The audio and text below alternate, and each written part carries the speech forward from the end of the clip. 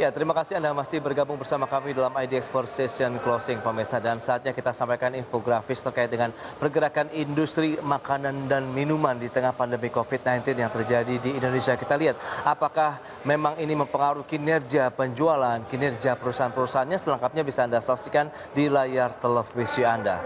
Ya, untuk informasi pertama kita akan cermati dari revisi. Adanya revisi target pertumbuhan industri makanan dan minuman di sepanjang tahun 2020. Kita lihat dari sisi target pertumbuhan semula sekitar 10%, kemudian mengalami koreksi ataupun ada revisi dari target pertumbuhan industri makanan dan minuman menjadi hanya sekitar 4 sampai dengan 5% saja pertumbuhannya. Padahal kalau kita lihat konsumsi lagi-lagi seharusnya bisa menjadi penopang dari pertumbuhan ekonomi Indonesia secara keseluruhan atau nasional. Dan ini kalau kita lihat triggernya lebih karena adanya lagi dampak pemberlakuan dari PSBB.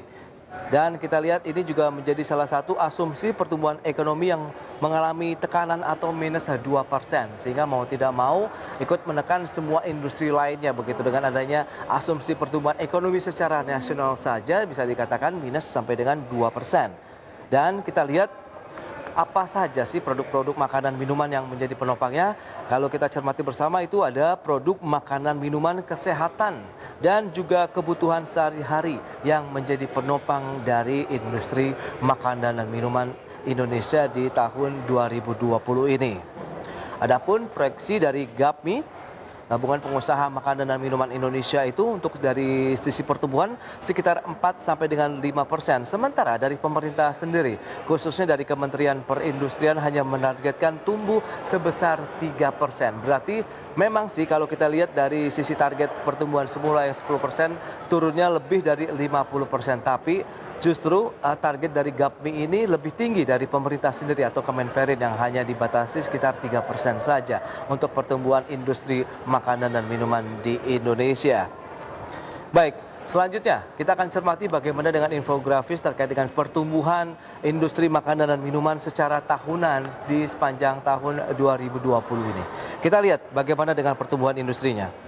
Di kuartal 1 2020 sekitar 3,94% itu adalah pertumbuhan industri secara keseluruhan untuk makanan dan minuman di sepanjang kuartal 1 2020. Tapi lagi-lagi kuartal kedua tekanan dari PSBB yang membuat orang tidak bisa pergi keluar mengunjungi tempat belanja, pasar, mal ataupun pusat belanja lainnya, sehingga menghambat dari sisi konsumsi rumah tangga, konsumsi masyarakat, sehingga membuat dari sisi pertumbuhan industri mamin secara tahunan di kuartal kedua anjlok hingga 0,22% saja dibandingkan dengan kuartal 1 yang tumbuh sekitar 3,94%. Meskipun kalau kita lihat dari sisi pertumbuhannya kuartal 1 dan kuartal kedua ini secara keseluruhan memang masih terkena dampak langsung dengan adanya pandemi COVID-19 di Indonesia. Dan berikutnya kalau kita lihat bagaimana dengan infografis selanjutnya pemirsa, seperti bisa Anda saksikan kembali di layar televisi Anda.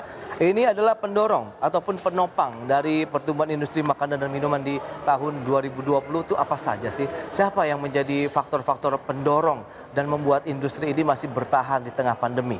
Selanjutnya, seperti yang bisa Anda lihat dari sisi permintaan ekspor yang bertumbuh. Jadi memang dengan adanya pembukaan lockdown di sejumlah negara, ini juga menguntungkan tentunya bagi Indonesia. Berarti ada sisi demand yang sebelumnya tertahan, sekarang sudah mulai terbuka perlahan-lahan begitu. Sehingga membuat salah satu juga sentimen dorongan yang positif tentunya untuk perkembangan industri mamin ataupun makanan dan minuman di Indonesia. Sehingga tadi peluang ekspor sudah mulai terbuka kembali, sehingga produk-produk yang sebelumnya harus dihentikan atau bahkan ditunda begitu dengan adanya pandemi sudah mulai bisa dipasarkan lagi ke masyarakat ataupun konsumen luar negeri.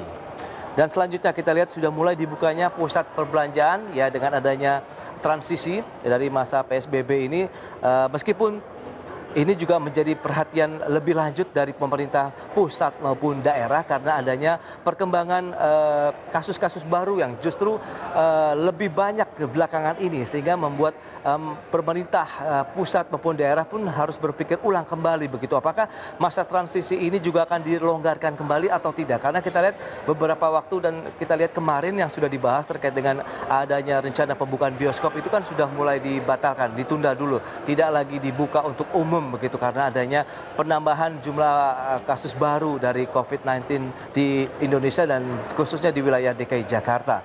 Kemudian berikutnya ada ekspansi bisnis makanan dan minuman.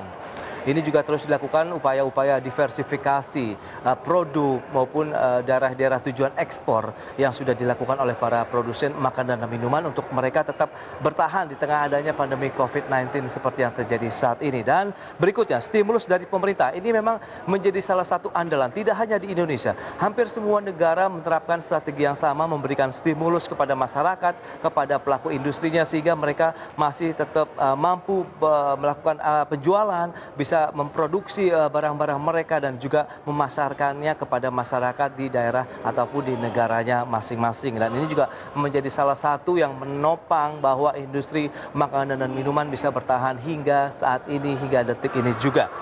Ya, kita lihat kemudian adanya indeks keyakinan konsumen yang juga mulai meningkat. Ya, dengan adanya PSBB, kemudian adanya penemuan vaksin COVID-19 menimbulkan optimisme baru di masyarakat Indonesia dan juga luar negeri. Tentunya karena ada harapan bahwa pandemi ini secara global kemungkinan akan segera berakhir meskipun kita tidak tahu kapan pastinya begitu, tapi paling tidak sudah ada jalan, sudah ada peluang bahwa adanya vaksin ini bisa memberikan harapan baru, masyarakat bisa terbebas dari pandemi COVID yang menghantam semua lini bisnis dan usaha di negeri ini.